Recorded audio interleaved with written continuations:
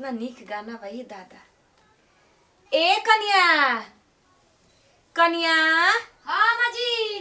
अरे का करत हो भीतरिया? अरे चाउर निकाल तनी। अरे आवा हो तनी बैठ, मन नहीं लागत हो अकेले, कबे से गाना सुन तनी बाकी मन नहीं लागत।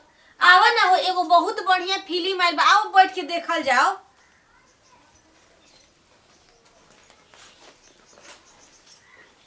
अरे बाप रे।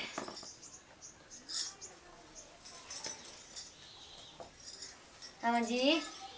ए माँ जी, का कन्या? कौन फिल्म आई बा? आहो बहुत बढ़िया पारिवारिक फिल्म बा। कौन? परिवार।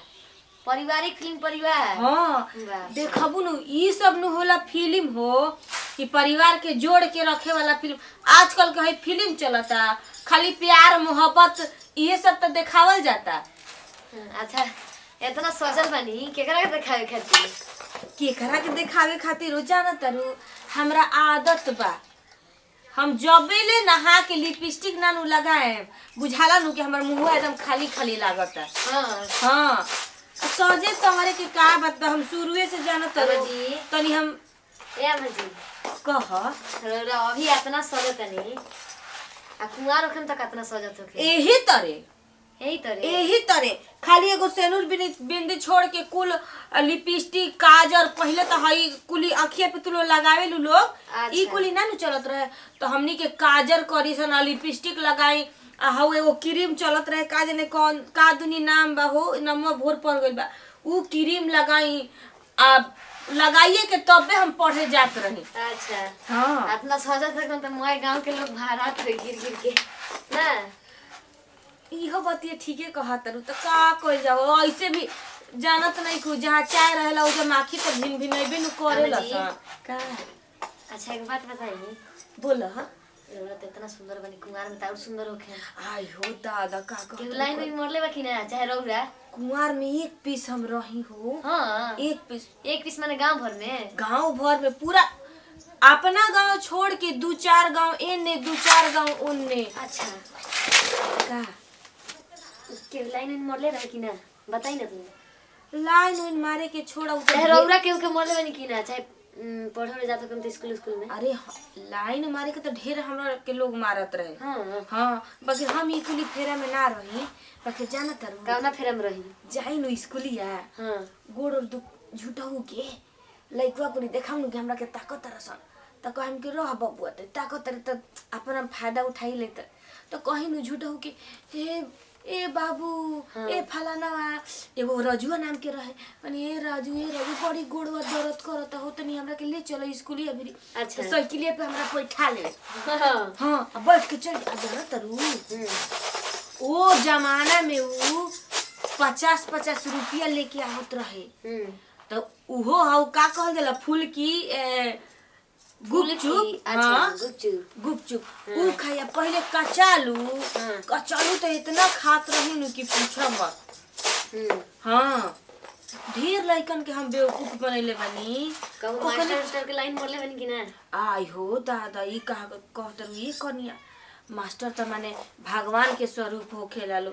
हाँ ये सब काम करम। हाँ अरे कब ऐसा होला ना, स्कूल में बहुत ऐसा होला।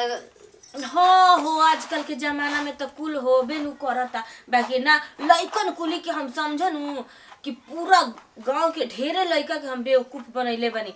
कोनो से कॉपी किनवाली, कोनो से कलम किनवाली, कोनो से कुछ कबो कबो जाना तरू कबो कबो बजरिया में जाके कुछ कपड़ों किनवा लेत रही हम।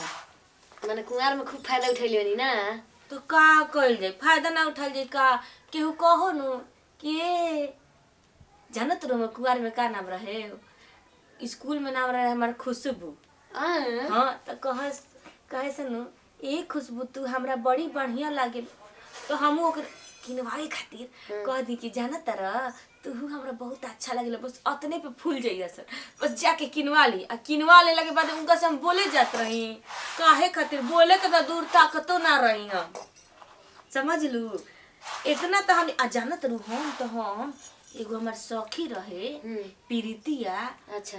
बाप रे बाप, ऊ तो हमरो से बेसी। हाँ हाँ उहे तो हमरा के हम तो बड़ी सीधवा रही हूँ। हम जब सीधवा रहनी तो अपना लोग के लाइन मोड़नी। बाप रे बाप। तो उहे नु हमरा के सिखैला। अच्छा वो खिलारे रहे एकदम। एकरा के खिलाड़ ना नु कहल जाला हो, एकरा के कहल जाला अपना काम बनता भाड़ में जाए जानता। ठीक है बा। हमारा से तो इतना पूछ रहलू, तनी अपने बारे में बता द।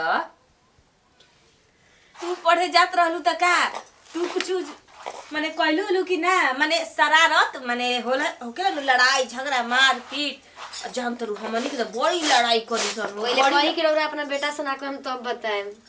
आई हो दादा, इहे सब काम हम ले बबुआ से कहले हैं। का कोई के हमर माई कुल पूरा बेशरमे हो गल का हो। तू बाड़ू नु लेकिन देखी हम जातनी पढ़े। अच्छा लड़का कोनो सुंदर मिलसन हाँ तो हम शुरू से माने कि हर चीज अपना चॉइस से करेनी। अच्छा ठीक बा। तो जब लड़का सुंदर तनी लग के हाँ तो पहले मन में सोची काशी हमार रही तेकरा से बतियाई थी। अच्छा ठीक। हाँ। अब तोने बतिया होके ये ताके लागसन। अच्छा टन देकर लाइन मारिए फोन देकर पड़ जास। हाँ हां वाह, तब तू तो हमरो से बेसी बड़ू हो। माने कम बनी रौरा से। ना ना कौनी ना, बनी? हमरा से तो बुझाता कि दू हाथ बेसिए बाड़ू। अब तो कतनो रौरा सास हम पतो तो हो सकेला हम बेसी होखे आजकल। अच्छा अम्मा जी का कन्या बाबूजी के रौरा केंगा पटा लेनी। का होए बरा तू कुल पूछे ले बुका। अब का करे तनी बैठल बन तो तनी सासू माई के जिंदगी के बारे में जानल जरूरी बा नु। हाँ हाँ काहे ना जाना तरू। हां हमरा बगलिए के गौवा के नु हई। अच्छा। हमार गांव जानते बड़ू बगले में बा। यहाँ के ई गांव आ दुनू आदमी एक ही स्कूल में पढ़त रही सन। हां आई रोज हमरा के देखस ताकस, हाँ। बाकी हम कुछ बुझत ना रही ना कबो। ताकि एक दिन का कहनी ना कि कॉपिया में एक गुलाब के फूल लेके हमरा बेंचवा पे ध के चल गईली छुट्टी के बेरा। अच्छा। तो हम तो ना जानत रही कुछ कि का हो। जब खोलत नी तो गुलाब के फूल तो प्रीतिया बगल में बैठल रहे। तो वो देख लेलस तो कहती का, अरे खुशबुआ जानत रे। हम कहनी का तो गुलाब के फूल के मतलब का होकेला। मने का होकेला एक तरह बेचारा के कॉपी में सोचत है कि हाँ एकरा गुलाब के फूल बढ़िया लागत त दे देले होय। कहते ना रे उ तोरा से प्यार करेलन। हम कहनी आई रे प्रीतिया ई का कहत रे।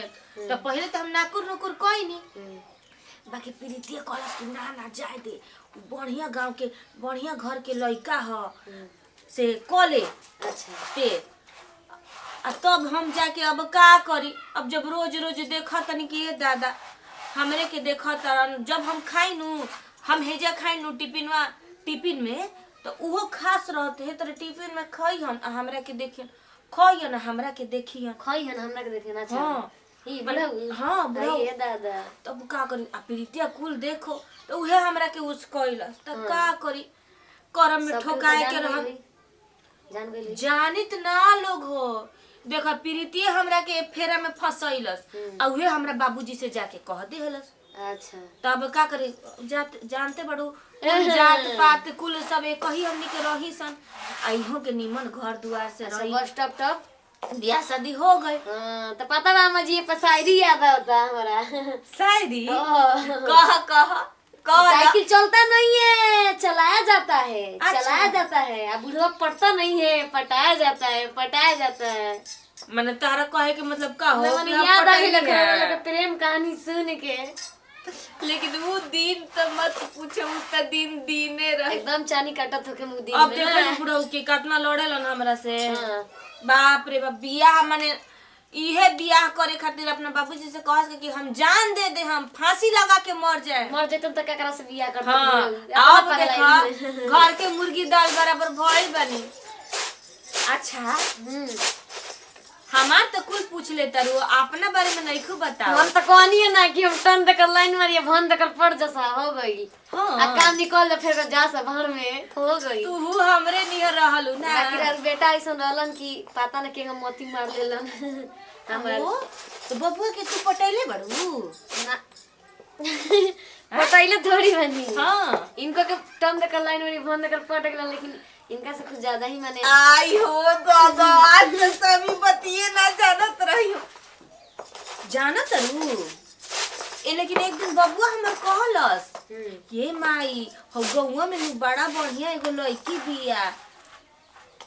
एगो अपना दोस्तवा से कहले रहे, जान तरू तो उ दोस्तवा के हमरा से कहलस ए चाची हो गौवा में बड़ा बढ़िया एगो लड़की बिया, तब नु हम तारा बाबूजी के लगे यहाँ के भेजनी। हम तो ई जानते ना रही है दादा, ई तो पहले से प्रेम लीला चलता। अच्छा बाबूजी कहाँ गल बनी वहाँ के? गइल हो लोग, कोई लोग खेते पे कटनी चलता। हम तन चाउ डाल के आवतन, ठीक बा? अधहन डबको तटे रौरा प्रेम कहानी के चक्कर में अधहन जोर के एथी हो जाई। जाए द बाकी कबो कबो नु प्रेम कथा हमनी के बतियावत तनी सन। हाँ, ठीक बाकी बा। का उ दिन रहे आ का ई दिन बा। और ठीक बा, उड़ जाइना तो बाबूजी हम त खिसिया लागे। आई हो दादा, सही कहत रू दादा, कुल हम बाजार देखत रू छान के धइले ना त कहेम कि ओहन बुढ़ाऊ त कहियन बुढ़वा का के चक्कर में ही इतना समझती है। सही कहत रू, सही कहत रू। अब त मार सके करेलन कि बुढ़िया का माने काहे इतना फैशन करतिया। आई नहीं के जंतर उनके के देखा खातिर करत नहीं। आई हो दादा अम्मा जी, अभी हम उनका से उतने नु प्रेम करे। आई है नहीं तो तनी आवत तनी, आवत तनी। बाकी सुना केहू से कुछ कहियो ये मत, ठीक बानू? ठीक बा। आई रे रमवा काहे नतिया गिरत है ये दादा। चली